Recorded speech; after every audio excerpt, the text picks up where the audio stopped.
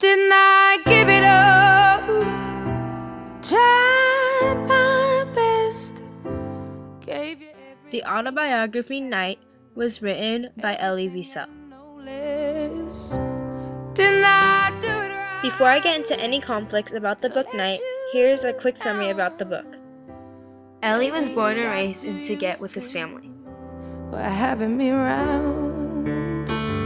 Still, how can you walk away from my mind? In the Wiesel family, there was Elie, there is his father, his mother, and his 3 sisters. He had 2 older sisters and 1 younger sister. Take it all with you. Don't look back.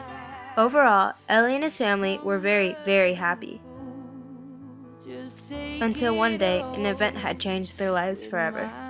A challenging teacher named Marsh the Beetle had told everyone that the deportation trains were handed over to the Gestapo, also known as the German secret police. He explains that the Jews were forced to dig graves for themselves and were killed by the Gestapo, but no one would believe him and thought he was a lunatic. You see, nothing is In the spring of 1944, the Hungarian police herded the last Jews remaining in Siget onto cattle cars, not knowing that they were bound for Auschwitz. This included Elie's family. You're giving up so easily. The cattle cars were so tightly packed that there would have been over 80 people in the same car that there was barely any air to breathe. Take it all with you. Don't look back at this crumble.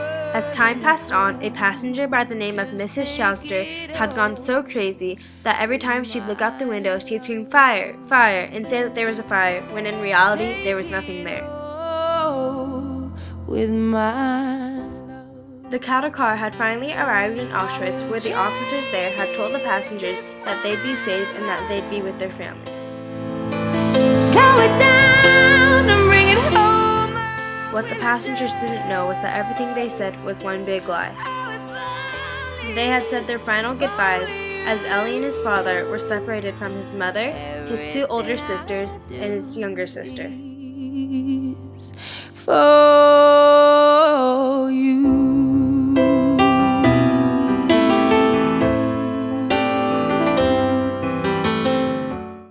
Elie and his father had then stuck together through the concentration camps, Auschwitz, also known as Buna, and Buchenwald, through every selection, but then in Buchenwald, Elie's father had passed away.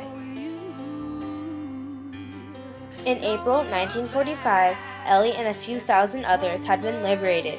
When Elie then stepped into the mirror, he hoped to see a body, but then instead had seen a corpse. With you. Don't look back. Now moving on to conflicts. When reading this story, I realized that there are more than one conflict, so I thought I'd break it down into my opinion, the 5 main conflicts in this novel. Take it all. Conflict 1 was that Elie began to question his faith in God. He had asked himself, "God, are you there? Where are you when I need you? Why aren't you saving me?" My love.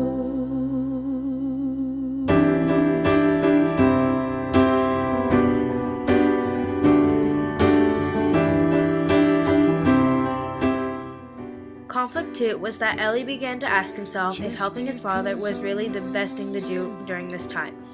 Doesn't mean I'm lost. Eventually, Elie started to ignore his dad's request for his care. Later, Elie's dad had passed away due to a beating, and Elie had regretted every time he had ignored his dad.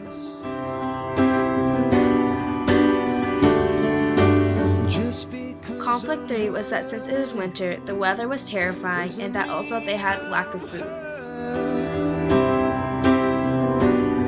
Doesn't mean I didn't get. Conflict 4 was the hate that Elie started developing towards the Nazis. One reason was because they had told that women were going to the right and men had going to the left, which meaning that Elie was separated from half of his family.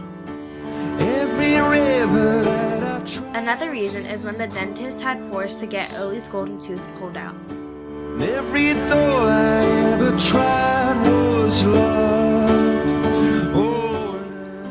Conflict 5 was overall the Holocaust and how the Germans had killed over millions of innocent Jews. This is the end of my night project, and I hope you guys all enjoyed, and thank you for watching.